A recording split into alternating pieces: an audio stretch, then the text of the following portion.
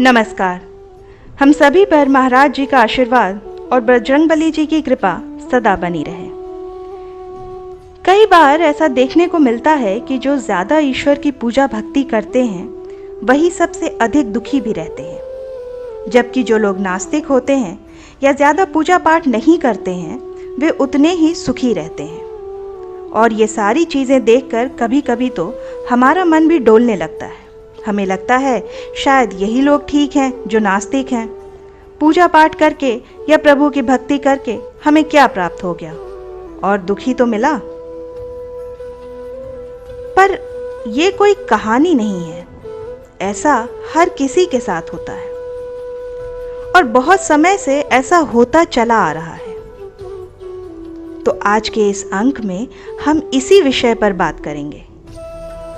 महाराज जी ने अपनी एक लीला के माध्यम से स्वयं इस प्रश्न का उत्तर दिया है।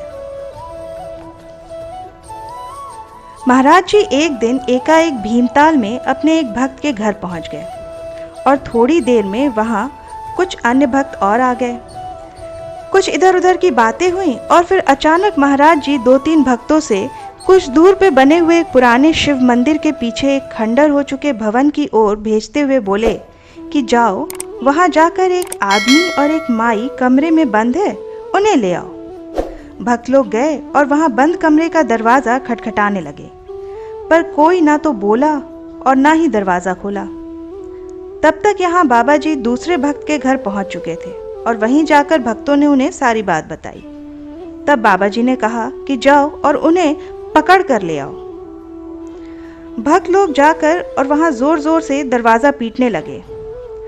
तब जाकर एक अधेड़ व्यक्ति ने खिड़की खोलकर टूटी फूटी हिंदी में पूछा कि क्या है, क्यों परेशान कर रहे हो। तब भक्तों ने कहा कि तुम्हें बाबा नीम करौली जी बुला रहे हैं।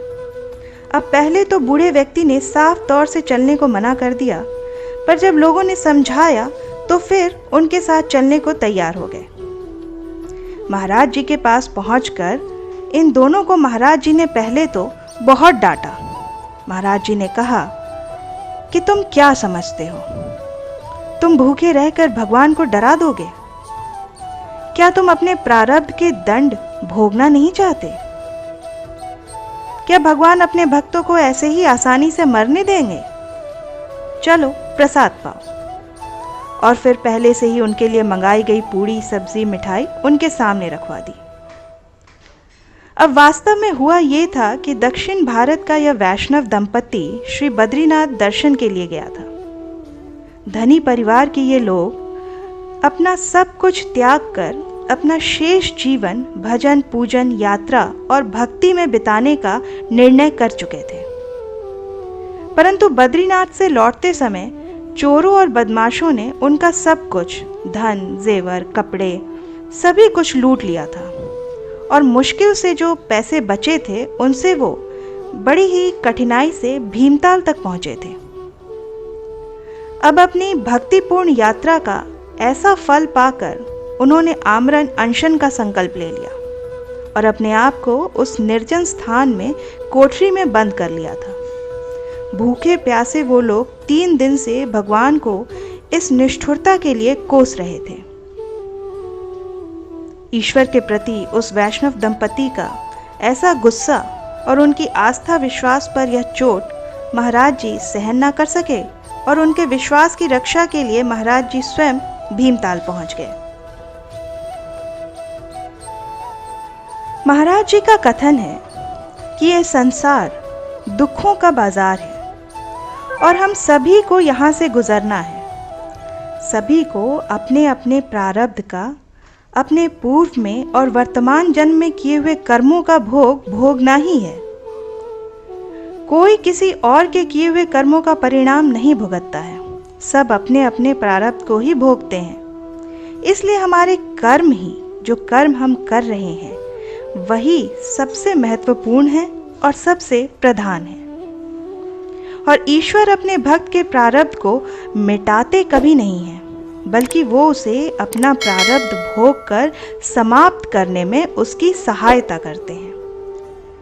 विपत्ति के समय ईश्वर अपने भक्त के साथ ही होते हैं। वो भक्त को कभी अकेला नहीं छोड़ते। बल्कि ईश्वर से हमारी प्रार्थना भी यही होनी चाहिए कि हे ईश्वर, आप हमें इस दुख को सहने की शक्ति देना, कठिन समय में हमारे साथ रहना। अगर आज आपके जीवन में कोई दुख है तो आप उसे आज का मानकर मत चलिए। आप बस इतना मानकर चलें कि जो भी ईश्वर कर रहे हैं वो आपकी भलाई के लिए ही कर रहे हैं। आज अगर आपके कर्म अच्छे हैं, आपका मन साफ है और फिर भी आपके जीवन में कष्ट आ रहे हैं, तो आप इसे केवल आज का परिणाम ना समझें। ये ईश्वर का कोई संकेत है जो बाद में आपके सामने एक स्पष्ट घटना बनकर अवश्य आएगा और तब वो आपके पक्ष में होगा। आप बिल्कुल अडिग रहें कि अगर आप सही हैं, आप किसी का बुरा नहीं कर रहे हैं, आप किसी को हानि नहीं पहुंचा रहे हैं, ईश्वर के प्रति आप आस्थावान हैं, तो आज की ये स्थिति अवश्य ही कुछ समय बाद आप ही के पक्ष में आने वाली है, क्योंकि ईश्वर कभी भी अपने बच्चों का बुरा नहीं करते हैं। इसलिए ईश्वर पर पूर्ण विश्वास रखें, महाराज जी पर आस्था रखें। तत्कालीन परिस्थिति से दुखी होकर ईश्वर को कोसे नहीं। एक बात आप हमेशा स्मरण रखें कि जैसा भी समय है वो केवल एक समय है और उसे कटना ही है, वो कट ही जाएगा। सही कर्मों का परिणाम हमेशा सही ही रहता है। बिना कारण जीवन में कुछ भी नहीं होता है। इसलिए मन में ईश्वर के प्रति अपनी श्रद्धा बनाए रखिए। जीवन में जो भी घटित हो रहा है उसका सामना कीजिए। महाराज जी से सामना करने की शक्ति मांगिए, उनसे मार्गदर्शन मांगिए और ये विश्वास रखिए कि आपकी विपत्ति में महाराज जी आपके साथ ही खड़े हैं। सब कुछ उनकी मर्जी से ही हो रहा है। ये सृष्टि ईश्वर की ही है और यहाँ जो कुछ भी होता है वो ईश्वर की मर्जी से ही हो रहा है। इसलिए इस संसार में जीवन जीने का केवल एक ही उपाय है कि जिसने इस संसार का निर्माण किया है, इस संसार रूपी दुखालय का निर्माण किया है, उसी के शरणागत हो जाएं और उन्हीं के नाम का सुमिरन करते रहें। उनकी ही सेवा और प्रेम में इतने मगन हो जाएं कि हर परिस्थिति में उनकी ही लीला दिखने लगे। इस प्रकार से न केवल जीवन सुखमय हो जाएगा बल्कि दसों दिशाएं सुखमय लगने लगेंगी। एकमात्र महाराज जी का भरोसा करके श्री राम राम का जाप करें, हनुमान चालीसा का पाठ करें। पवन पुत्र श्री हनुमान जी स्वयं आपकी रक्षा करेंगे और कोई आपका बाल भी बांका नहीं कर पाएगा। सब सुख लहे तुम्हारी शरणा, तुम रक्षक काहू को डरना। श्री गुरुदेव अपनी शरण में आए हुए को कभी अनदेखा नहीं करते हैं। और श्रीमद् भागवत में भी यही बात लिखी है कि जो व्यक्ति प्रतिपल ये सोचता है कि हमारे ऊपर ईश्वर की बड़ी कृपा है और ईश्वर का नाम सुमिरन करता रहता है, वो अपने आए हुए प्रारब्ध के सुख दुख को भी बड़ी सहजता से भोग लेता है। दुख सुख को जैसे ईश्वर भेज रहे हैं उसे चुपचाप सहते जाइए, क्योंकि प्रारब्ध भोग किसी को नहीं छोड़ता है, वो सभी को भोगना ही है।